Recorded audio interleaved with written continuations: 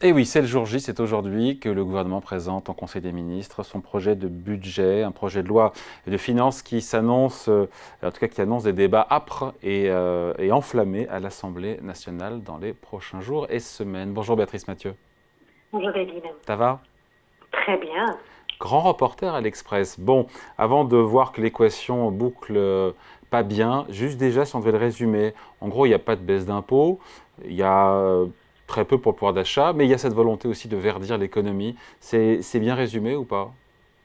Oui, oui, non, c'est bien. Mais on aurait pu aussi rajouter au tableau que vous avez fait, c'est-à-dire très peu de baisse d'impôts, volonté de verdir, et puis pas beaucoup d'économies. Même si il y a ce chiffre qui est annoncé, qui peut paraître assez 16 ronflant, milliards.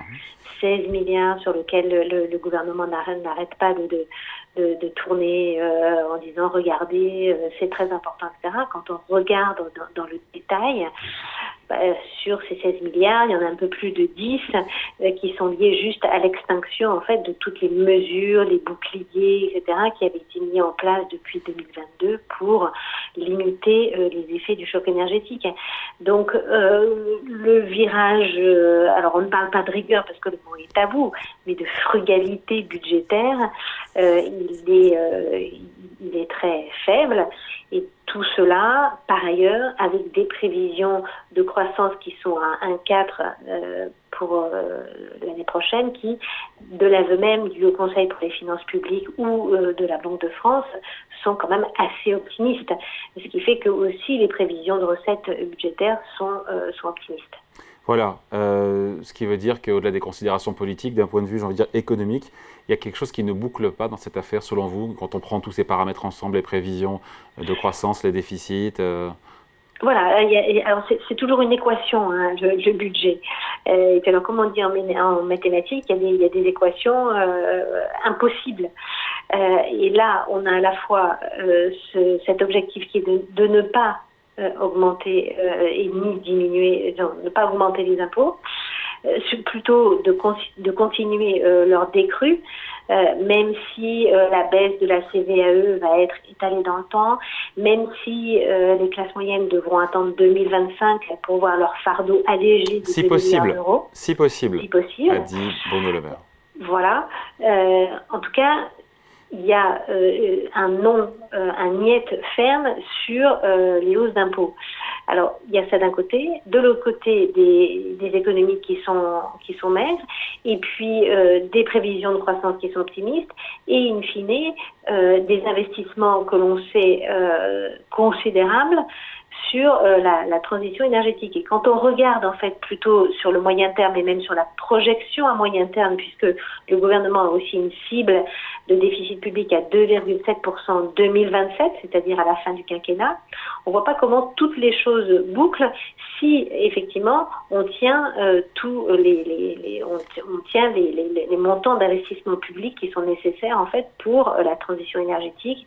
Et on sait que tous les experts disent que pour tenir les objectifs de réduction des émissions de gaz à effet de serre, il faut faire au moins une trentaine de milliards d'euros chaque année d'investissement public. Donc finalement, le gouvernement veut un peu cocher toutes les cases, sauf qu'il va falloir peut-être s'asseoir sur certaines ambitions, promesses, ne pas baisser les impôts, vraiment accélérer le verdissement de l'économie française, ne pas faire plus d'économies sur la dépense publique. Il va falloir s'asseoir sur...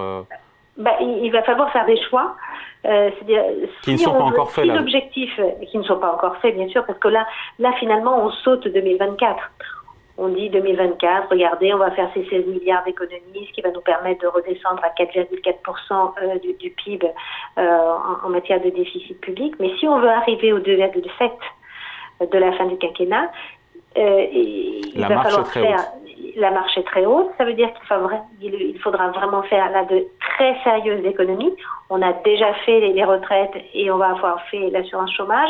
Ça veut dire qu'il va falloir là vraiment remettre à plat certaines politiques publiques et aller au-delà en fait du simple coup de rabot qui est un petit peu bête et qui ne règle rien. Puisqu'il Ce qui faut fait dire vraiment... d'ailleurs, pardon Béatrice, ce qui fait dire à Jean-Marc Vittori dans un édito à lire absolument dans les Échos qu'on ne coupera pas, que le président ne coupera pas d'une façon ou d'une autre à une hausse d'impôts, à des hausses d'impôts d'ici la fin de son quinquennat, s'il veut boucler l'équation. Hein, s'il veut boucler l'équation, s'il veut effectivement tenir ses engagements de verdissement d'économie et d'accélération dans la transition, il y a un moment où, comme disent les économistes, ça ne boucle pas. Et donc, on devra reparler à un moment d'augmentation d'impôts dans 1 an ou dans 2 ans. Mais ou alors, Béatrice, s'asseoir carrément sur la promesse de revenir sous 3% de déficit public en 2027. C'est peut-être ça aussi. Ou alors, effectivement, on ne respectera pas, et ça ne sera pas la première, de fait, les engagements européens de ramener sous les 3% du PIB. Après, on a vu les taux d'intérêt qui ont flambé, qui flambent toujours. D'ailleurs, j'ai regardé sur le budget, ça fait quasiment 10 milliards d'euros de plus de charges d'intérêt. C'est énorme, rien que sur 2024. Ça va très très vite, c'est-à-dire que rien que sur la charge d'intérêt, on était à 20 et quelques milliards il y a 2 ans, 41, et d'après Bercy, les projections, 74 milliards en 2027, ce qui fait que la charge d'intérêt deviendrait quasiment le premier poste de dépense de l'État devant l'éducation. Donc la dérive est extrêmement rapide, même si on entend certains économistes dire rapporter finalement au produit intérieur brut, c'est pas si catastrophique. Et dans le passé, on a eu une charge de la dette plus élevée. Il n'empêche que quand vous cherchez des milliards sonnants et trébuchants, quand vous en avez 74, c'est pas pareil que quand vous en avez 20 qui partent dans la charge de la dette. Voilà, donc cette équation impossible et qui pour le moment en tout cas n'est pas résolue, ça annonce de beaux débats. Merci beaucoup en tout cas, point de vue signé Béatrice Mathieu, grand reporter à l'Express. Merci Béatrice. Merci David, au revoir.